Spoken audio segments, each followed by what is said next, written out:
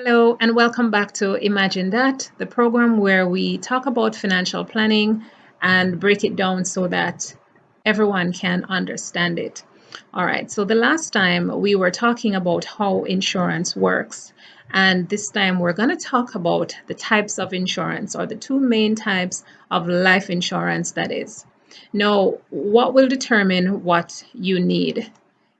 Firstly, you would sit with a financial advisor and they would now have a conversation with you to determine what your needs are, what you part of your income you want to protect and how long you want to protect that income for. So you may need life insurance for a certain period, such as the length of your mortgage, so that your home can be paid off in the event that you die and your spouse and children can live in the home that you have provided for them. Or you may just want a policy to last until your children have moved out or have graduated college. Now, what is an insurance contract?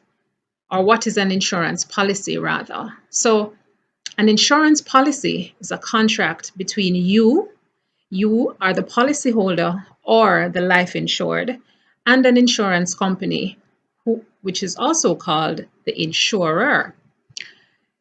The insurer agrees to underwrite your life and to pay a lump sum coverage to your beneficiary in case anything happens to you. In return, you agree to pay a premium to the insurer. And if you die during the term of the policy, the company has to pay that amount, called the coverage, over to the beneficiary you have specified and chosen. Now, when educating yourself about life insurance, you don't need to be an expert in it and know every single insurance term, and every full definition. Let a financial advisor help you with any questions you may have.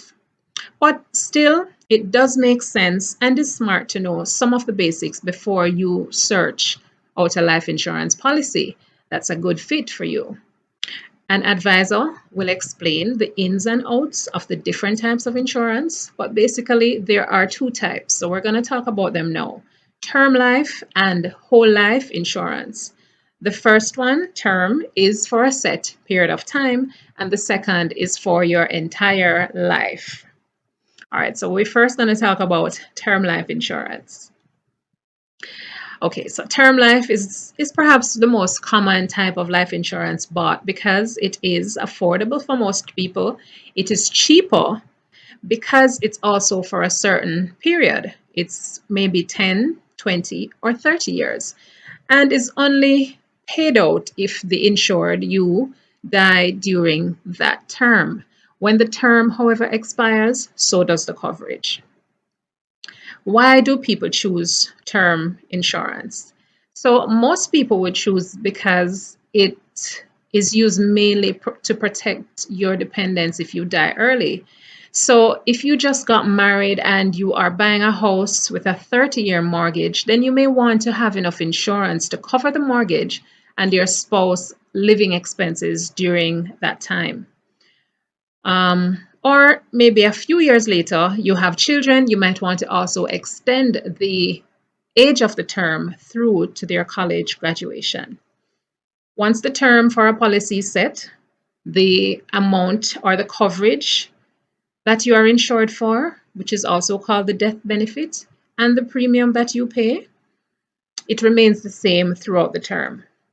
And you are billed monthly for this, or you can pay it semi-annually or annually. Now, if you miss a payment, as with any other contract, your policy and its benefits will be in jeopardy.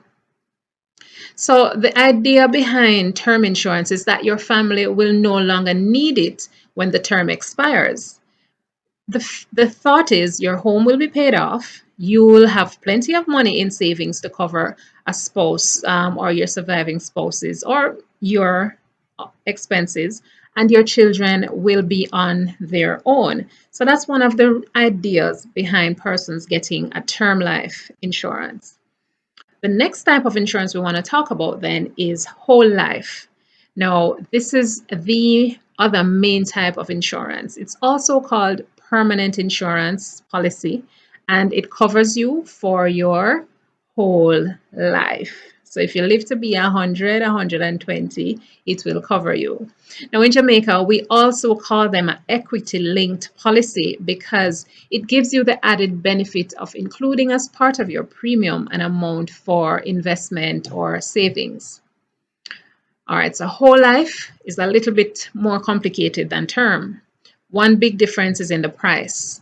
So whole life premiums will be more than the price for term because the coverage in effect lasts for a lifetime and is guaranteed to be paid out, of course, if all the conditions of the policy are intact. While term will won't be paid out, sorry, if the insured doesn't die during the covered term. So one other benefit of the permanent insurance is that the premiums remain the same as well throughout your lifetime. So it provides you with a fixed cost that you can budget for each and every month. It also comes with cash value, which is a guaranteed rate of investment return on a portion of the money you pay in the premium. The cash value, it grows slowly, is tax deferred, meaning you won't pay any taxes on its gains. You can encash funds from the investment portion that's accumulated on your policy, or you can surrender the policy for its cash value at any time. When you surrender the policy, though, the coverage also ends.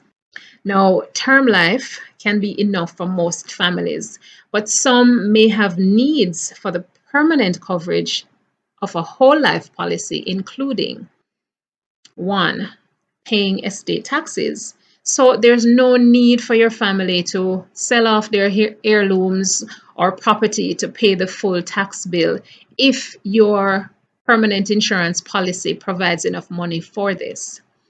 It is lifelong dependent. For example, if you have a child with special needs who will need care after you die, then having a permanent policy in place is perfect for a situation like this.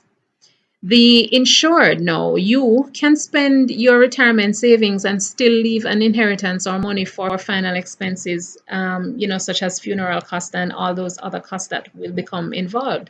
So there's no need for you to say that you're saving up your funeral money. You can take out an insurance policy for this purpose. I know some of you will like this one. It's called equalizing your inheritances. So, for example, if you have a family business and you leave that business or property to one child, then a permanent life insurance policy can provide other children with money to compensate for it. If your family is like that, you know what I mean. All right, so we are going to stop there for now. It could have been a mouthful, but we want to make sure that you understand some of the elements that go into you making a decision to get life insurance. It's important that you sit with a financial advisor that can tell you the ins and outs, as I said before, and of what will be able to cover your needs and for your family needs adequately.